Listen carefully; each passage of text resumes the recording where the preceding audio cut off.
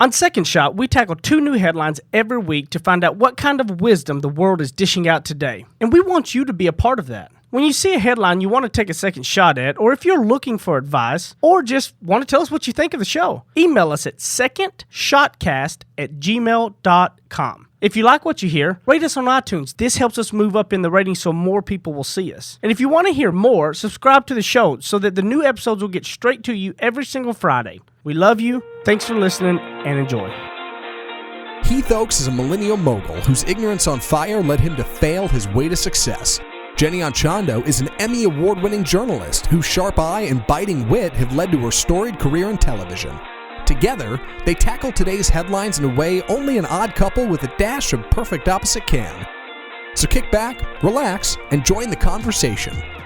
This is Second Shot with your hosts, Heath and Jenny. Okay, my blood pressure just went through the roof right before we started. What happened? Whoa. Yeah, this is bad. What? Oh no. Oh jeez. We may have to find a new church now. What? What? Our pastor posted on Facebook, the Popeyes chicken sandwich is better than Chick-fil-A. Oh no. Folks have been saying No, it. sir. I'm telling you, He folks must have be been saying it. He must be Whoa. sick. His taste buds are off. And Pastor Scott, I thought we were boys, it was but now I don't know. We're gonna have to take a look at our life priorities now. Have you Jimmy. tried it, Heath? Have you tried the new Popeyes chicken sandwich?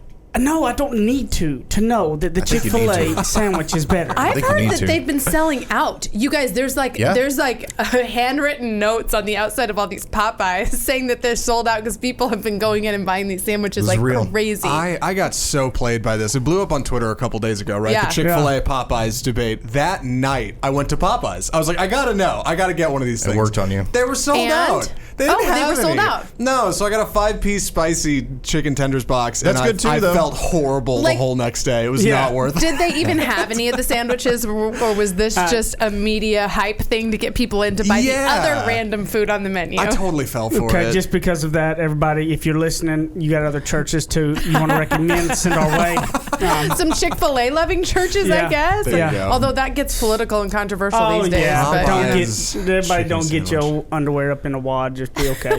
Hey, it's back to school season. Yes, it is. You guys got a kiddo going back to school You for the know first we time? do. Going to Right. school, Right. not back. Kind of Going to Yeah. school. She's 2 years old, so it's I school. can't believe she's already 2. Oh my gosh. She goes 2 days a week. Okay. And then she'll be adding a 3rd day in a couple of weeks. That's a big commitment. All right, that's a big is. step for a kiddo. It Is that a is. full day thing She or goes. is it a half day?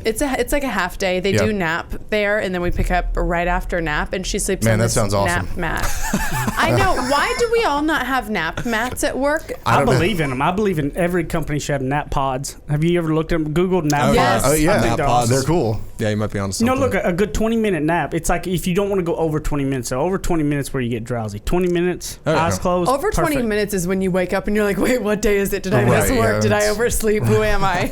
Where am I? What is this nap pod? Yes. Yeah. Well, and I feel like in Texas's heat these days, like when you're waking up, it's like no matter how cool the house is or not, it's like you're like, what the heck is going on outside? Because it's like, God, miserable we're no baked. matter what time God, you- we are baked. You don't have to do it. SOS. Yeah. It It was has been hot. It was so hot at my apartment the other day that we had rolling blackouts and like the AC would just stop working randomly, which is even worse. It's so hot the AC stops working. Yeah. It's a Wow. nightmare. It's the worst thing ever. But Speaking of. yeah, our first article, we've got this thing from the Federal Energy Commission, a program that suggests keeping your thermostat set at 78 degrees is ideal for energy efficiency. According to Energy Star, keeping your central air thermostat at 78 degrees is optimal for cooling and energy efficiency, but this recommendation only applies when you're at home. When you're away from the house during the day, you should keep your thermostat set to 85 or higher, and when you sleep, they recommend keeping it at 82 It's ludicrous. or higher.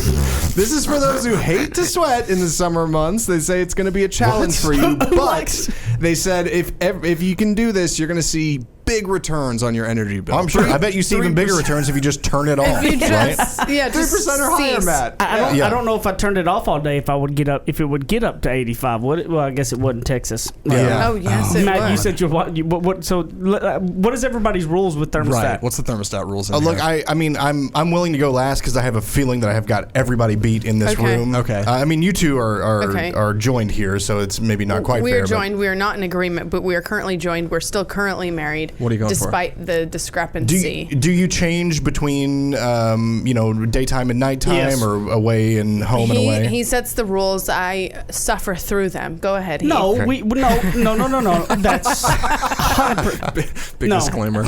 absolutely not. Okay. That's no, because before you, Yes. it'd be at 69 degrees when I was asleep. That's right. He spent his whole salary Sleeps like a bear. on the air Hibernates. conditioning. Before you, 69 degrees at night. So now we're, look in the summer right now when it's 100 plus degrees. I mean, keeping a house 25 degrees cooler, like most ACs can't even really. Yeah, right. It's hard. Okay. It's So- impossible. So right now it's like we keep it on 75 and at night put it down to 73 when it can actually cool down. Okay. But because honestly, that's just because right now it's just 105 degrees outside.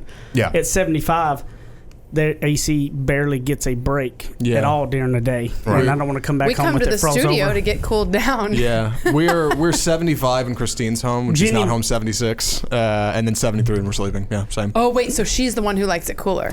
No, honestly, but she's very particular about like those couple degrees. Like I try to You go to can feel 'em. 72 when we're sleeping, and she's like, no, 73. Let's not go too far here. Like it's a very fine balance between the two of us, but we got it pretty much worked out. Matt, what's going on in there? But what's yours, Jenny? All right. Like, where would you perfectly Yeah, love yeah, to yeah. have Yeah, it? I what's- mean, what's your actually, ideal? to be honest with you, I guess things are working out in my favor because I suppose 75, and I never thought about it because I'd never lived with anybody until I met Heath. You know what I mean? So I always just was of whatever suited my fancy that day. If I Sure. was like wearing shorts and a tank top, it'd be a certain temperature. If I felt like putting something cozy on, it'd be a certain temperature. But I think 75 is fine for me. When I was at Fox 4, the studio was so frigid, I would almost feel like my teeth were chattering. Right, like you can't feel your lips after you finish the Yes, segment. because it would be in the 60s. Right? What was it, like 62? Something stupid. It was absurd. I wore an electric blanket, which I've now researched and realized is like not the healthiest thing to wear on your lap for 5 Really? hours a day. Oh no, I don't think it's ideal. If you do that, maybe Google it. You gotta do But what you I gotta would do. wear Do an your electric research. blanket on my legs just to like keep the blood flow moving, and I would wear tights and sometimes long underwear underneath my Oh my gosh. like indoor clothes. So anyway, Matt, let's hear it. I'm going to throw a number out here so absurd you're going to think I'm joking. Yeah. And this is not me. This is my wife. She runs the AC in the house. So, like you said, Heath, in the summer months, it's very difficult to hit this number. So usually we don't, and we have to keep it higher. But when it comes to the fall, and especially in the winter, 62. Stop it. That is the number on my thermostat. I still don't believe She it. should work at Fox 4. I'm telling She you. should. I am telling you. See, I thought you were going to be on the opposite of how hot she wanted No. it. That's what's so funny because usually it's the 62. women. Yeah. Yeah, no, it is 62. Now again, we've got it up You around have no chance 70. in hell in getting there right now. I mean, No, you can't. You can't. we At have a nighttime- very highly insulated house and Yeah. new windows, and to get it to 73 when it's 105 outside is a miracle. Yeah, no, it's we're in the high 60s range right now, but I'm not kidding. In the winter months, whenever we're running off of heat, she'll turn that off and it'll get down below 60 in the house. I hope It'll you get guys down are to like using Energy 59. Ogre. Yeah. Are you? I've talked to It's her true. about that. No, we need to. Yeah, Oh, we absolutely wow. need to. How are you 100% need not to. using No. Energy Ogre Energy when they're Ogre. the I've sponsor said of it. this No, show? I've said it a And million y'all times. are literally using more energy than 10 other Texans. Dude, I'm telling you. And you're not I'm using. telling I'm just offended right Energy now. Ogre is the only thing I know of that sounds too good to be true, but actually isn't. It's Energy, ENERGYOGRE.com. Use the code Second Shot. You'll get a free month to try it out. I finally got her to say the other day, "Hey, we should probably do that thing." Yeah. I'm like, "Yeah, okay." I need to just go and Okay, sign up. we're Real quick. so rogue. Yeah, before we dig into the actual segment, Yeah. what are your at-home, sleeping, and away temperatures? Because we didn't actually get those. Well, my wife works from home, so Okay. it's kind of the same. 62 all the But time. yeah, if she could. Now, again, we've gotten to the point where during the day, it's okay. It creeps up to about 70. She's fine. Wow. We run a lot of fans. All right. And then, but yeah, at night, she's like, inching that thing down, and I freeze to death the entire time. Yeah, like flannel I'm so pajamas. cold. You need always. to get yourself like a smart thermostat, right, and start playing with it on your phone I from know. far away. Just I like think that's the slowly reason. I think tweak that's the it. reason why we don't have one is because she knows I'd be messing with it when I'm not away or not there. Okay, so let's do the second shot. Now that we've Yes. gotten through this madness, and I Yes, hope your I'm wife sorry. listens to this episode. I gonna- love yeah. it. So second shot on this, the first thing that came to my mind when I thought about what could be like the real world life takeaway or second shot from this article is that we just always think that other people are experiencing life in the same way we are, and I think we assume like why wouldn't somebody want it at 75? Why would you want to freeze? And then the people who are freezing are thinking, why would you want to live so hot? And we go through life, if we can realize, just like the simple flip of the switch of realizing they're living in another world, another body, another experience, a different set of circumstances, and they may not like my exact circumstances, and how can we work together to kind of find a middle ground? Yeah, Does that make sense? I hear some of those numbers, and like some of that stuff sounds alien to me, right? Like, how can I relate to somebody who wants to keep the house at 85 degrees? That sounds ludicrous, but there are people out there who do. So yeah, you're right. You have to. It's a good lesson in finding a way to try to see the other person's point of view and say, I cannot get there myself, but I understand that you do, and let's find a way to work this out. Right, we're all like in our own sphere, our own bubbles, Yeah. and so you have to kind of reach out and think, okay, what is this other person dealing with? But you have to want to. I do want to. No, but or I no. would have moved out long ago. No, you wouldn't have. That's not true. Because it's all this pure sexiness that kept you True. staying. That wouldn't have happened. But that's the thing. No, but I think a lot of people in today's world, they don't really care to know the other people That's true. and to see the other person's point. They're not looking for that. They're not looking for other ways to challenge their beliefs. They're looking to confirm their own beliefs. You know what I mean? That's Yeah. the difference in all of them. I will also say that if you're somebody who knows that you don't really care and you don't want to, life is a lot easier. A lot easier. If you even if you're just going to do this for a selfish motive, your life will be a lot easier if you start to step into the other person's thermostat, so to speak. Yeah. And try to understand where they're coming from. Yeah, I think it just softens everything. It just softens the lines of everything. I agree. Yeah, everybody's got this like ideal setting they need to like really feel like they work the most efficiently, and like I enjoy having a conversation around that, around figuring out, okay, what's your number, what's your thing, what's your what drives you and motivates you, even if it's your AC temperature, you know what I mean, to be the best person you can be. I love that kind of stuff.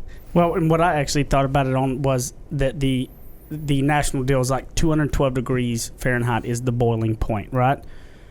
At 212 degrees, that's when things boil. At 211 degrees, things do not boil. And how many times do we think that we're pushed in a certain amount of effort into something, and we're only at 211 degrees, we're not at 212.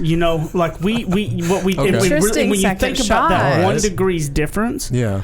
you go, well, that's 1 degree, but it is the difference between that water boiling and not. Yeah. That's insane. A volatile that reaction. 1 degree is the biggest difference. So it's like whatever you're going through or going for, you've got more to push inside of you. I've been listening to this book, Can't Hurt Me, by David Goggins, David Goggins is considered to be the toughest person in the world. I mean, Can't Hurt Me. Can't Hurt Me by David Goggins. Be careful if you foul language bothers you, don't look up David Goggins or All right. anything, because he uses lots of foul language. But his story is real, and I like his realness, and I can look past all that because of the realness. But he is considered to be the toughest person alive. Oh, wow. And you'll look up his story and see, but. What he talks about is how we don't know how much more we have left in us. And I think about it there that a lot of times we think we're at that boiling point, but we're at 211. We're not at 212. Like we think that we are, this is it. This is over. This is the end. This is whatever. No, you haven't even gotten there yet. I think that all the time. Like you know what I mean? Like you Yes. haven't even got to the tipping point. Like you're not even simmering. Yeah, you're definitely not boiling. And even when you think you're that close, that 1 degree's difference, is the difference between it boiling and how important that one little ump to push over the mountaintop is. So that was kind of my second shot on it. That's good. We're I going like to keep it. pushing. Yeah. We are not boiling True. yet. Not yet. We'll be back in a minute for the second segment of Second Shot.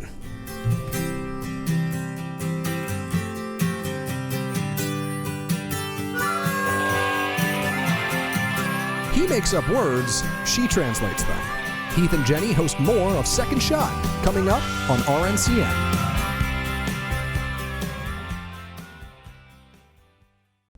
Okay, we wanted to take a quick minute to tell you guys about a company called Energy Ogre. So Heath and I have been using this company for years to save money on our electricity. We've told you guys about it for months and months and months too. So basically what they do is they shop around your electricity and then they find the lowest option and then they manage it. So you know how if you notice your rates are going up, you might call around.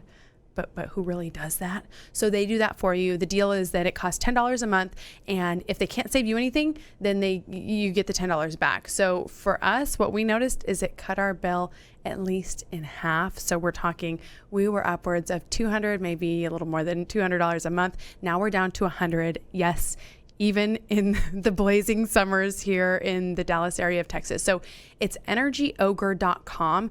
So here's Ogre. It's OGRE. So ENERGYOGRE.com. And they actually give us a deal for Second Shot listeners. So if you would like to use it, the discount code is Second Shot. So you can try it for free and see how it works. Again, it's really not a risk because if you get on there and they can't save you any money, then they don't charge you anything and you'll get to try it out for free with the code Second Shot.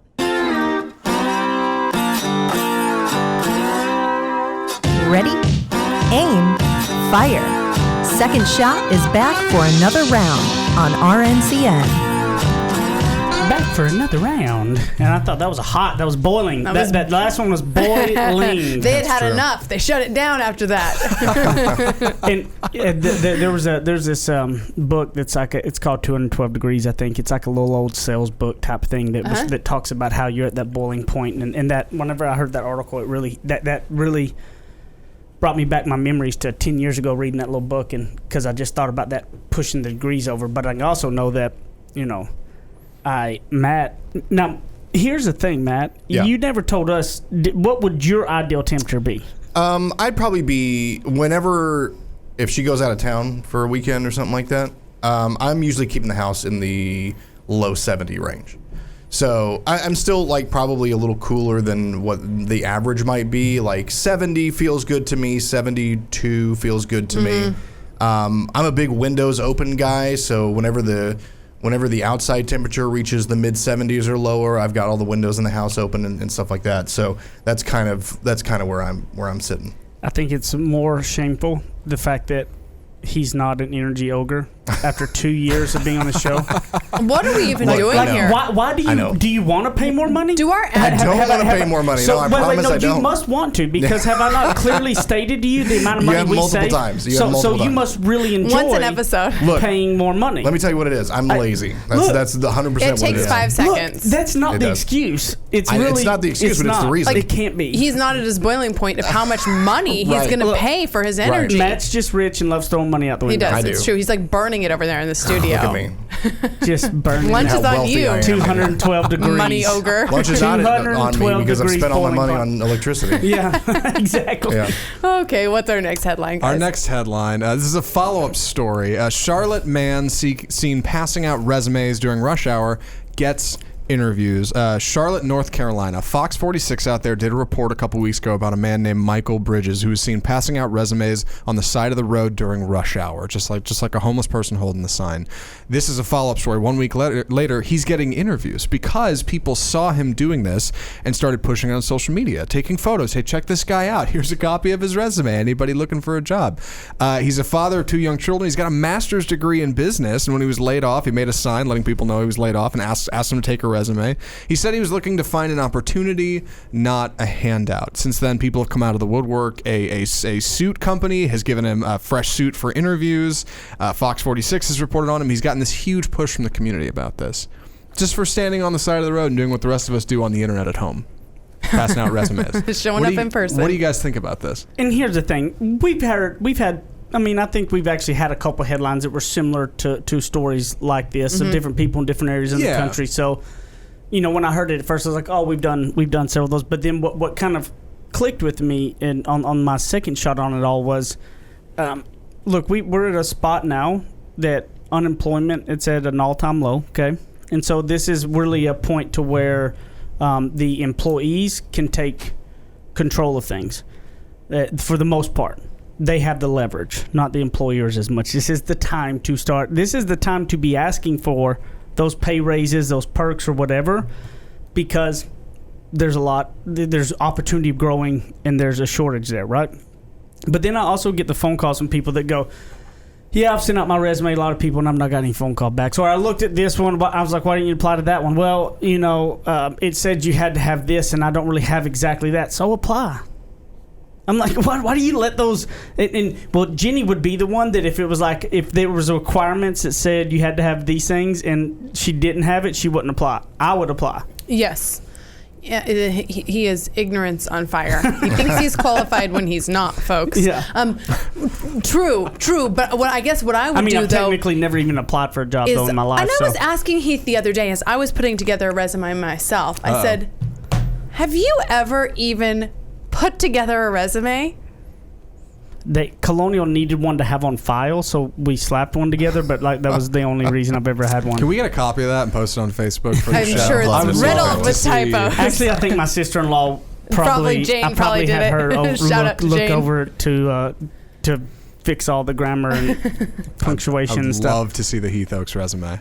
But the thing is I also, a resume from nowadays with the whole recruiting world being so online and digital, the best way in the world to get jobs and the best way that you will get one will be through personal referrals, personal recruiting type of things, right? So if you know people at companies trying to get out there and mingle and know them, like you were talking about, Zach, a while ago, that you went to a networking event, right? That was out of your comfort zone. Yes. To do it. Now, Yeah. so that was Very way much out of your my comfort zone, and I bet you 100 things came up to give you an excuse to not go to that networking event. Oh, yeah. Right. And I invented 90 of them. Yeah, exactly. But did something good come out of it? I think so. I mean, opportunity came out of it. That's what I'm saying. Yes. So Yeah. that is good. That's better than what you had before, correct? Big time.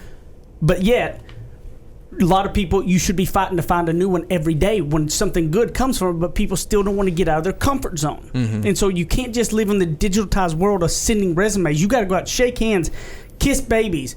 You know what I mean? Do the old school way. I mean, we had a situation looking at a piece of real estate where all these other people looking online, doing all these other things, and I went out and shook hands and kissed babies and found a spot where they said there was none. Mm-hmm. Guess why? Because I met people face to face. So resumes and stuff, stop just sending them out there. If you're wanting a job at a company or you want something, you know what you need to do? Go walk your happy butt in there with the resume and demand to go talk to the person and show it to them. Who cares what they say? Like, the worst thing they're going to do is say no. I can almost guarantee you if you just have a random resume online that gets shuffled in a deck, you're almost going to get that no 100% of the time anyways. Go get the no to face-to-face.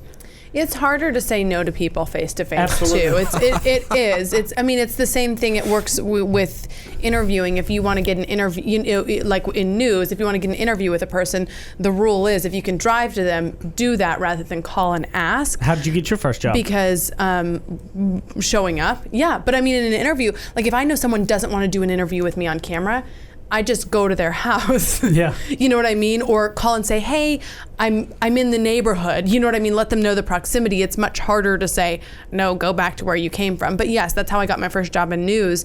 Or that's how I got somebody to even give me an audition because I was not qualified. All news jobs require prior experience. How do you get prior experience without getting a news job? It's kind of a conundrum. So my mom and I drove to every place within driving distance, took my red VHS tapes with my printed off label from my typewriter. And that's how you know that was a long time ago. Red VHS tapes, those stand out against the black. That's what I was thinking. Yeah, hey. And so finally I found somebody in Yakima, Washington to give me an interview. And it was so bad that he did not offer me an on-camera job.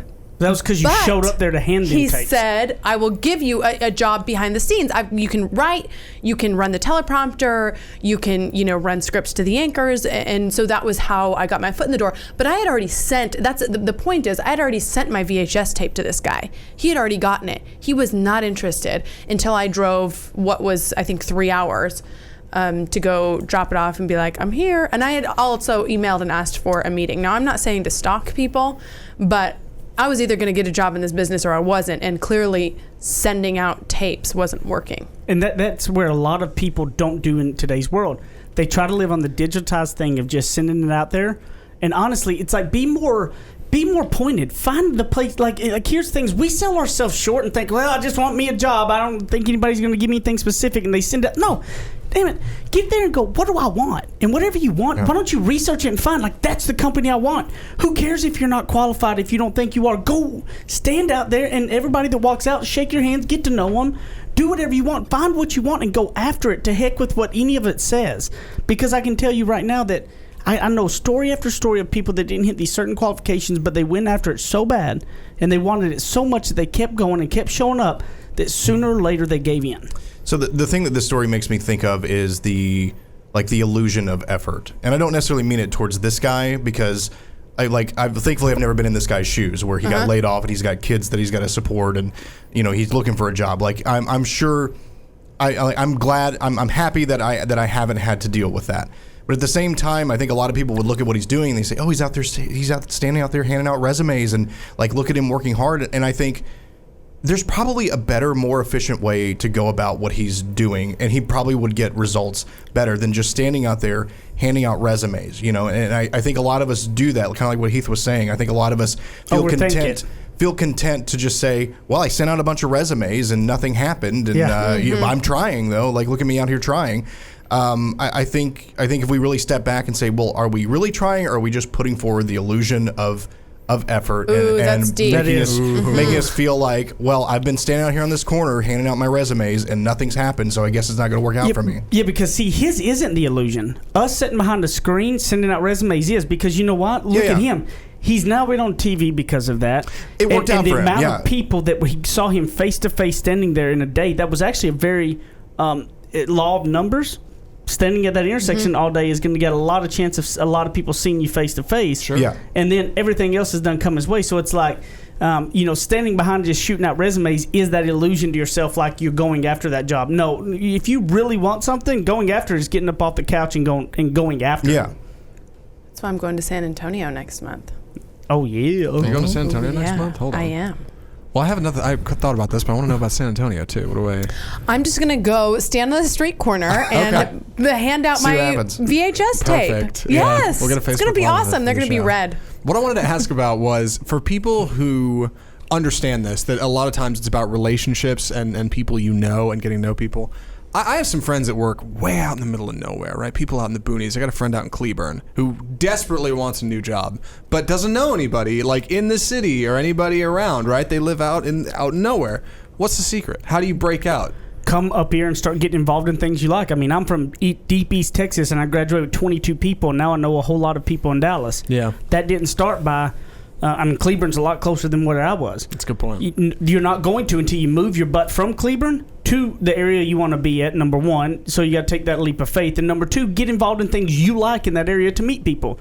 A lot of the people will sit there and be like, well, I live out here in Cleburne. I can't do anything about it. No, you can if you really want to. I mean, it just comes down to, do you want it or not? And then the truth is, do you go to the networking things? Do you do all that stuff? Some people listening don't want it that badly. And that's okay, too, to kind of be like, I'm taking a break from this rat race. Yeah, hey. But be honest with yourself that that's not what you want to do right now, so you're not going to put forth the effort. As long as you own it, then that's all that matters. I mean, when I got to Jacksonville, Florida, I knew nobody. The first thing I did was join the flag football league. I love flag football, so I've had a feeling that, other people playing flag football, we would have a lot of similarities. Joined that. Some of my best friends from Jacksonville, Florida were met at that flag football, and some people that worked for me out there, I recruited from there, obviously, that did well. That snowballed into another group of their people that whatnot. And, that's the thing is you got to take those steps. You've got to take steps. You've got to stop, like Matt said, stop with the illusion of I'm sending out these resumes. I'm going for it. No, pick what you want. You deserve it. You can go own it, but you got to go out there and do something different than everybody else. You can go out there and wait and put that resume face to face and go show up and go get what you want, no matter what they say there is with it. We'll be back in a minute on the third segment of Second Shot.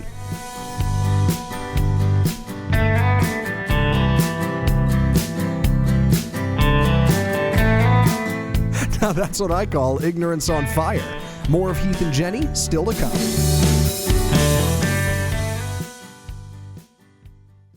Quick break to tell you about one of my favorite books written by my podcast co-host and my husband.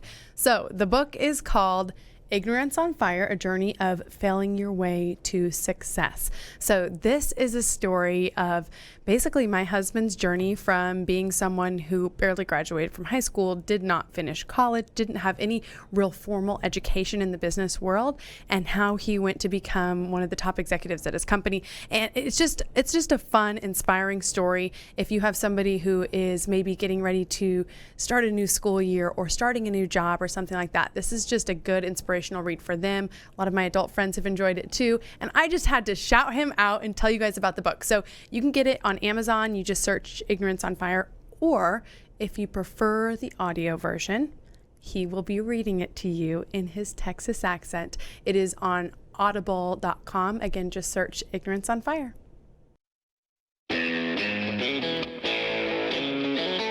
Kick off your boots or suit up. The choice is yours. Welcome back to Second Shot on RNCN. You are just a dancing and dancing and dancing. Brighton walks around the house singing now all the time. She's twinkle, twinkle, little She's got a voice star. on her. Aw. She definitely got her mom and Singing- daddy's voice. Singing and dancing too. She'll bounce. You can look back in the back seat. She got a little rhythm going. Look, here's the thing: is Yeah. Brighton is so advanced. She can probably even leave ratings and reviews. So if you're a sucker listening to this Dadgum podcast and you haven't left Dadgum. rating a review, mean you're gonna have problems. Just leave a rating and review. Share it with your friends. Share it on your Facebook. Share it on your whatever. Thank you to my cousin Bailey, because guess what? I saw she shared our podcast on her Facebook. And I would love to see others and the Second Shot Facebook group to come on in with it. And I think that Jenny's got a little bit of some emails and stuff from secondshotcast@gmail.com if you want to send us an email. Yes, and so thank you to Krista who sent in an email. We're always asking for headline ideas, and we didn't get to this one as a particular Second Shot headline, but I did want to thank her for sending it in because she was speaking about the Clear the List movement, which is basically this effort to help teachers get their school supplies. I mean, I don't need to tell you guys the issue with teacher pay and school supplies and resources, et cetera. I know all of you understand it. So there's been this big effort. It's been huge in Texas and California, and now it's spread all over the country using the hashtag Clear the List. And if you're listening to this right now and you're like, oh my gosh, I would love to help out a teacher, but I didn't know how, you can search online, Clear the List, or search on Amazon, and you can find a teacher's wish list. And you can buy some supplies for their classroom, and they will be sent to their classroom. It's set up. It's awesome. So thank you, Krista, for the reminder on that. Like I said, we didn't have a second shot on it because we think it's great. Yep. I mean, it stinks that we have to do that, but this is how people are helping out, which is cool. So I hope you go help a teacher out. Yes, I do too. And so we are kind of doing a jump off from that with our question of the week, which is something we started last month, doing a thought-provoking question of the week. And I've been posting it in the Second Shot Facebook group and also on the Second Shot podcast Instagram. So with it still being sort of back to school time, we're asking everybody, how have teachers made a difference in your life? Bonus points for tagging the teacher that's made a difference. If you can find your teacher on Instagram and tag him or her, that would be very cool. But yeah, we would love to hear how teachers have made a difference in your life, so that, you know, shouting these out, it reminds us, I think, of some of those lessons that we've been taught, but it also reminds teachers, because, I mean, again, I don't need to tell you this is a hard job. Yeah. You guys know it, but I would love to be able to hear that from you guys. What's yours? Who's? I would say their confidence in my leadership abilities, because I was somebody who was very shy. I mean, I didn't speak to anybody for like probably a couple of years in school, but I had these ideas and I had these things that I wanted to do. And in 5th grade, Mrs. Bennett, I had mentioned that I wanted to run for school president, and it was a bunch of guys and then me, and she really empowered me to come up with my platform and to say, like, you can do this. This is not outside the realm of possibility. And I had this big idea that I wanted to do a clothing drive for this organization that was really close to my heart called Children's Village. And she was like, do it. And I did. And I really believe that the reason I was able to run and win and do the school-wide clothing drive was because Mrs. Bennett stood firm in her confidence of me, because at the time I just didn't have the confidence in myself. I had the idea, but I didn't really have believe in myself yet. So thank you to her. Probably like Matt. My obligatory answer would be my parents, of course. They're both teachers. Oh, yeah. But I've got the cheap another one. answer. Yeah, right. Yeah, that's obviously they're first. But I've got another one. My first grade teacher, Miss Cordero. She taught at the same school my mom was at. When I was going there right before we moved. And I don't remember a lot about first grade. This is a long time ago. I don't remember a lot about first grade. But what stands out to me about Miss Cordero is I seem to remember liking being in her class. I thought she was super cool, and we really got along well. And what surprised me was when I was graduating high school, Miss Cordero turned up at my high school graduation, unannounced. Wow. She came up. I couldn't believe it. And I was like, oh my God, I barely remember being in your class, but you remember me. That's awesome. And you took the time out of your life and your day and being a teacher to come over here without even without me knowing, just to say, I'm proud of you. Yeah, and you that's so did cool. something big. Yeah, and it kills me that I don't remember her class more. I should. Well, you were but little. I was little, yeah. Yeah. But she remembered. Like, That's cool. she remembers those moments. She keeps those moments. And, like, that meant so much to me. And that taught me a lot about, like, being a big person and doing things that are meaningful to people that matter, even if they don't remember it. I don't know. Uh-huh. Yeah, I don't know. Yeah, Yeah, there was that's something really big great. about that, yeah. What about you, Matt? Thanks, Miss For Cordero. me, and I think a lot of people who I hope that your were- teachers are. I hope that our teachers listen I to this know, podcast. yeah. I'll try to tag send him. it to her. Yeah. because he is still with us, thankfully. But I think a lot of people who were in school with me probably would have a very similar answer, and that would be my band director, J.B. Perry. This is at Springtown High School. And the thing about Mr. Perry was he always had a way of like looking at you and knowing when you weren't giving your full effort. And he was never rude about it. But he always, he could tell, even from when I first met him, which was in 5th grade, whenever you were kind of first deciding what you wanted to do, if you wanted to be in band, and he would come down and speak to all the 5th graders and say, okay, here's what you do. He looked at me, and I told him, hey, I might want to do this or that. And he's like, no, you need to play this instrument. And he says, I see something in you, and I think you need to play this. He was always there to just kind of push me a little bit harder. And say, when I said, I didn't really want to be in any sort of leadership role in the band, he was like, no, you're going to be a squad leader. You're going to be our first chair. You're going to be band president. You're going to do this stuff because I think you should. I think, and so I always appreciated his way of kind of coaxing the best out of people in a very nice way and turning, what should have been just a very small town band into a lot of us went to state. A lot of us, we won a bunch of marching competitions. It was he made all of us better in a way that I don't think we could have done without him. Wow. That's excellent. Yeah. That's excellent. Mine is a teacher it was a teacher at the school, but wasn't ever actually my teacher. But in our school, everybody was around. And Because you were always in trouble in your actual classes. Because it was a Never small in my room, class. yeah. It was a small school. so yeah. everybody at our school knew who Miss Dansby was. Miss Dansby was the cheerleading sponsor, over the cheerleaders, and she also was always voted the most school spirited. She was the one she would run through the pep rallies with an Indian costume on. Miss Dansby was very hard to overlook, okay, because she was always loud and awesome and fun.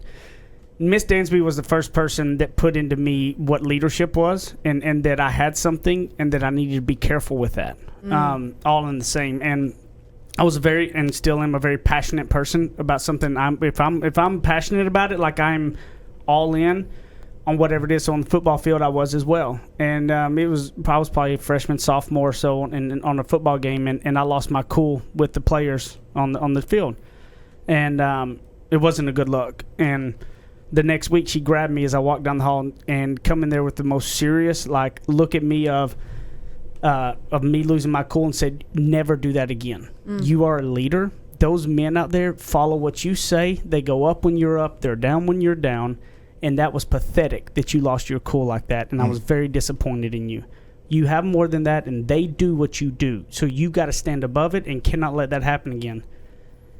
And that point on was a change in my life because I realized that at that point. I didn't ever understand that or realize it. And she did that, and then I knew she was watching, right? And so it was always there watching. Even though I knew my parents were, but there's something about Miss Dansby that, Miss Dansby was always one saying, I want to start a debate team because, Heath, you're going to be graded. And then when I graduated high school, I literally graduated about number 18 out of 22. And most people who get scholarships will be because they're academic. My academic was, at best, I was passing, okay? And she gave me her son who had passed away, I think it was her son who had passed away, a scholarship. Maybe I got that wrong. I'm not sure. But there was a scholarship Miss Dansby had, and she gave it to me, a $500 scholarship whenever I graduated, even though my academics weren't there. But she was somebody who just always believed. Yeah. Wow. And I think if you're a teacher listening and things are tough and you need your list cleared, remember that, honestly, what you do does matter. Yeah. And the impact you can have can be very simple things that may not matter to you. Though you may not think about it now, but you may look up somebody at 32 years old down the road and realize how big of an impact that can make. So keep your head up. Cheer the children on. We love you all. And leave us a rating and review. Where can they find you? I love that was a commonality. All of us, it was about teachers believing in us. So Yeah. there's something there. I know. JennyAndChondo.com on Instagram, Jenny and Chondo. Also check out the Second Shot Instagram page, which still has fewer followers than our dog Charlie. So, and we know that a lot of you are listening every week. We see the numbers. We know there's a lot of you out there, so we'd love to see you on that Instagram page too. At AppleZacintosh on Twitter and Instagram. Where do you guys keep your AC? And who's the teacher that inspired you? Chime in on the Facebook group, facebook.com/group/second shot. We'll see you there. You can find me Matt Stoker1 on Instagram, and also I'll be posting all the new episodes each week in the Second Shot group, so like and comment on that post. Ed Heath Oaks at Ignorance on Fire on all social media platforms. I'd love to connect with you. See you next time. Love y'all.